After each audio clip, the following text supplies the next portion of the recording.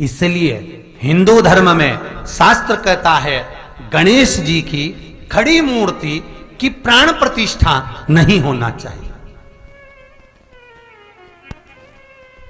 अगर आप अपने घर में गणेश जी लेकर आने वाले हैं, कल गणेश जी बैठेंगे और आप अपने घर में लेकर आएंगे, तो गणेश जी अगर लेकर आ रहे हैं तो बैठी हुई मूर्ति लेकर आए।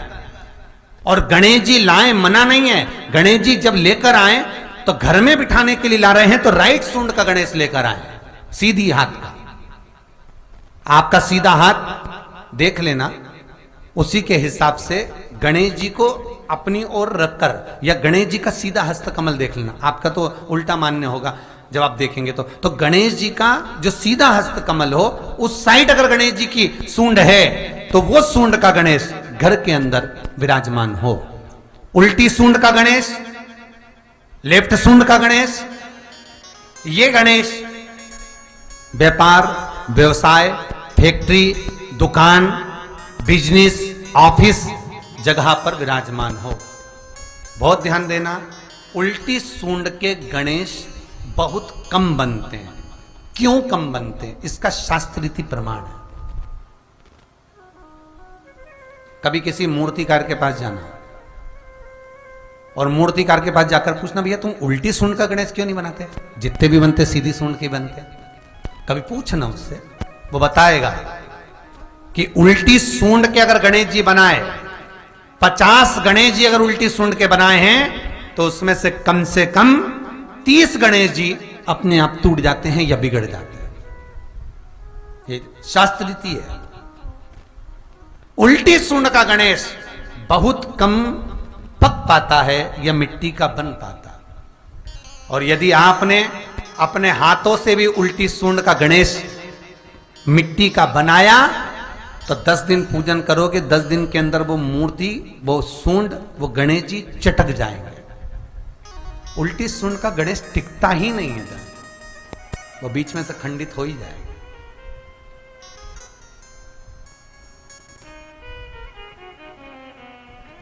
वो तो स्वयं गणेश जी कृपा करें, स्वयं विनायक कृपा करें और उल्टी सूंड के गणेश जी अपने को मिल जाएं और वो गणेश जी हमारे घर में आ जाएं तो वो फिर नहीं चटकते। 50 गणेश जी बनाए, उसमें से 30 बेकार निकल जाएंगे। 30 की सूंड टूट जाएगी, हाथ टूट जाएगा, कहीं पांव टूट जाएगा, कहीं खंडित हो जाएगा। आप देखना, आप भी अगर बाजार जा रहे हो गणेश जी लेने के लिए तो आप देखना, उल्टी सूंड का गणेश जी लोगे तो कहीं ना कहीं हाथ नबा होगा, कहीं पांव नबा होगा, कहीं पीठ नबी होगी, कहीं कुछ खंडित होगा, कुछ ना कुछ उसमें मिस्टेक मिलेगी ही, ये पक्का है। और ना मानो तो आपके नगर में भी जाकर देखो, आप तो गणेश जी लेने जाओगे ना तो विचार करना, शिव कथा सुन रहे हो कि गलत है कि सही, आप देखना जाकर। सीधी सूंड के गणेश जी देखोगे तो खंडित कम मिलेंगे, पर उल्टी सूंड का अगर गणेश जी ढूंढोगे तो कहीं हाथ की उंगली, कहीं पांव, कहीं पीठ, कहीं कमर, कुछ ना कुछ उसमें कमी मिलेगी ही, ये पक्का।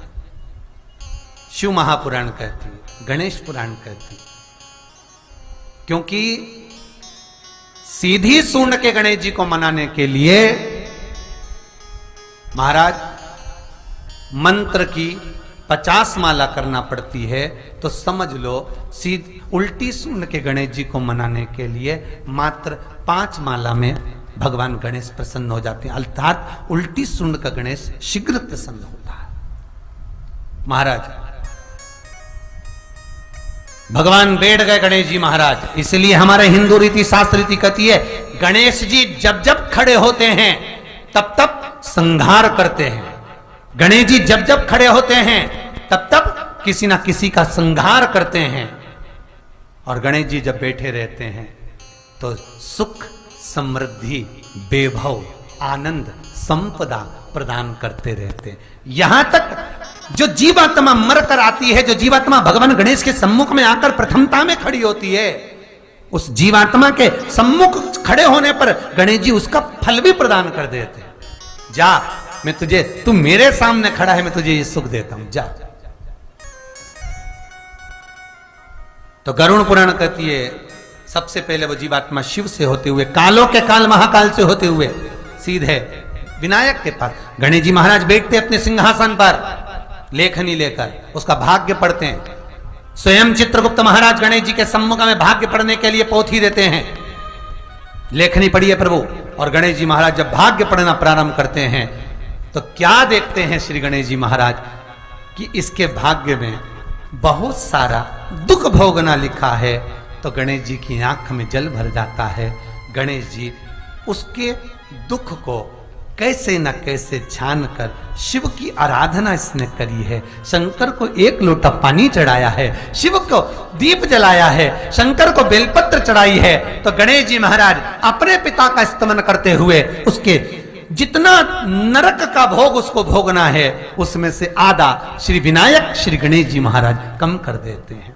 ऐसे श्री गणेश जी महाराज,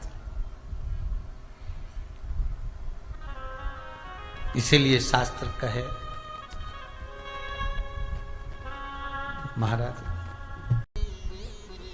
महाराज लाते समय गणेश जी का मुख आपकी ओर हो। कल से एक नियम लेना, शमी के वृक्ष की पत्ती, जैसे ये बेलपत्र होता है, शिव को और गणेश को बेलपत्र शमी पत्र समर्पित होता है। आपको कथा में वर्णन किया था 33 कोटि देवताओं को भले बेलपत्र नहीं चढ़ेगा पर 33 कोटि देवताओं को शमी पत्र चढ़ता है। और उसमें एक गणेश जी महाराज और एक बाबा भोलेनाथ, इन दोनों को शमी समर्पित होता है, शमी पत्र समर्पित होता है। महाराज कथा में पहले भी वर्णन किया, आज फिर आपको ये शिवलिंग है, समझ लेना बहुत अच्छे से, जो आपको करना है रिद्धि सिद्धि पाने के लिए, संपदा को बढ़ाने के लिए। ये शिवलिंग है, ठीक है।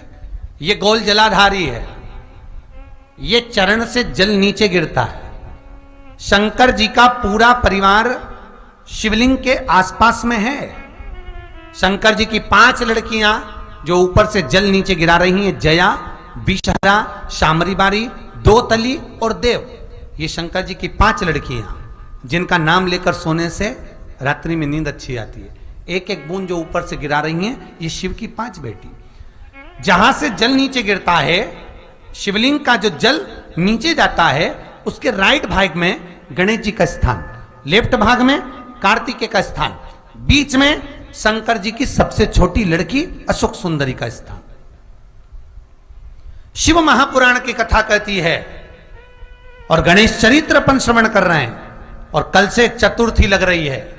जिसके घर में संपदा की कमी पड़ती हो, बीमारियां ज्यादा फैल रही हो, बहुत कष्ट हो महाराज, बहुत ज्यादा दुखी हो महाराज, कोई काम नहीं बन रहा, बहुत तकलीफ में हो, तो शमी पत्र, शमी की पत्ती, जहां गणेश जी का स्थान है वहां पर 5 शमी पत्र 5 समर्पित करें और शंकर जी के ऊपर 3 शमी पत्र समर्पित करें। बहुत ध्यान देना, 5 शमी पत्र, 3 शमी पत्र शिवलिंग के ऊपर समर्पित करें। एक शमी पत्र शंकर जी की चौखट पर लेफ्ट भाग में, जाते समय आपका उल्टा हाथ, जब मंदिर से निकलो तो उल्टे हाथ पर लेफ्ट भाग में शंकर जी की चौखट पर समर्पित करें एक शमी पत्र। और महाराज घी का दिया जहां लेफ्ट भाग में आपने शमी पत्र रखा है, मंदिर में ना दिया लगाकर बाहर की ओर जहां शमी पत्र रखा है उसके ठीक साइड में एक घी का दिया लगा दीजिए।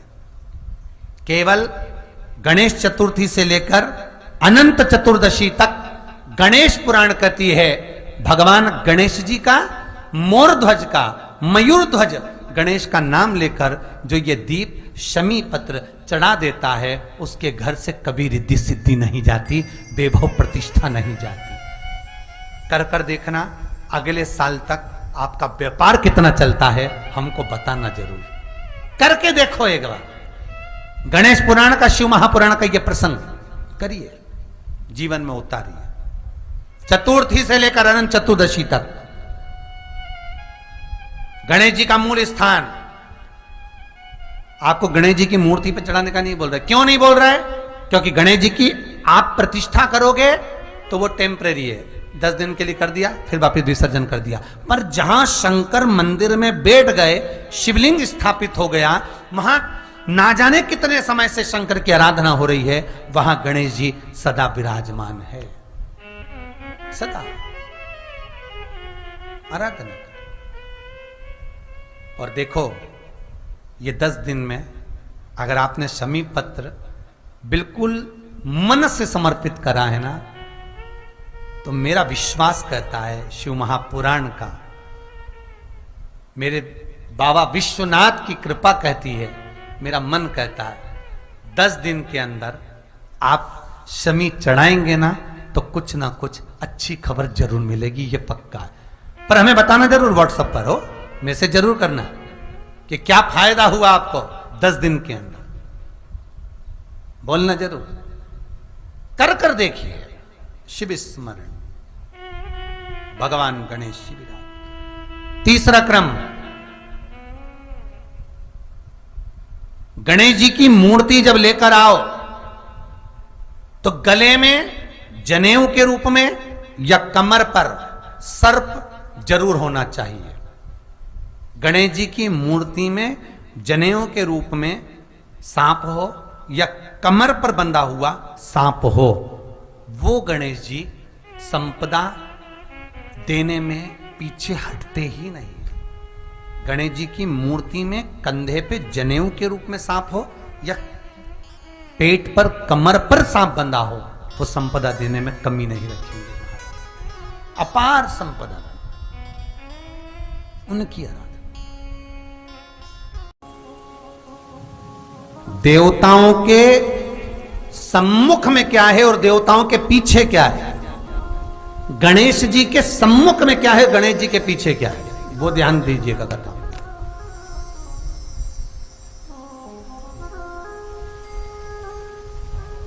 दाऊ दादा, आज युद्ध नहीं लड़ना है, आज युद्ध का मैदान छोड़कर भागना है। कन्हैया, ये किसी गोपी का घर नहीं है।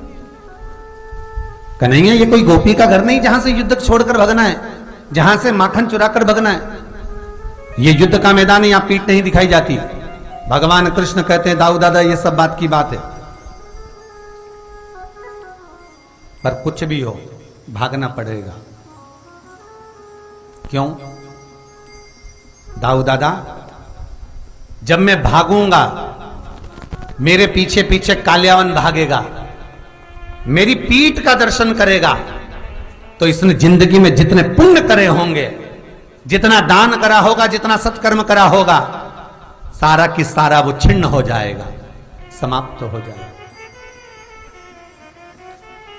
आज के जमाने में एक फैशन चल गया, लोग मंदिर जाते हैं दर्शन करने के लिए, जितने आगे प्रणाम नहीं करते उतने मंदिर की दीवार को प्रणाम करते हैं, पीछे माता भड़कते हैं, पीछे प्रणाम करते हैं।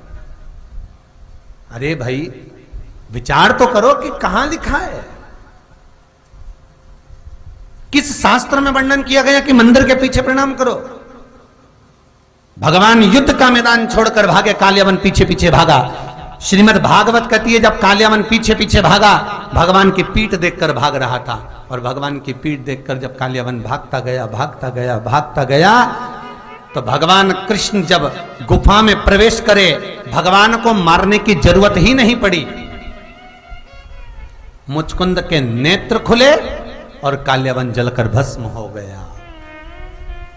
शास्त्र कहता है, मंदिर के पीछे प्रणाम करने से हमारा दान, हमारा पुण्य, हमारा सत्कर्म छिन्न हो जाता है। परिक्रमा करो, मना नहीं है।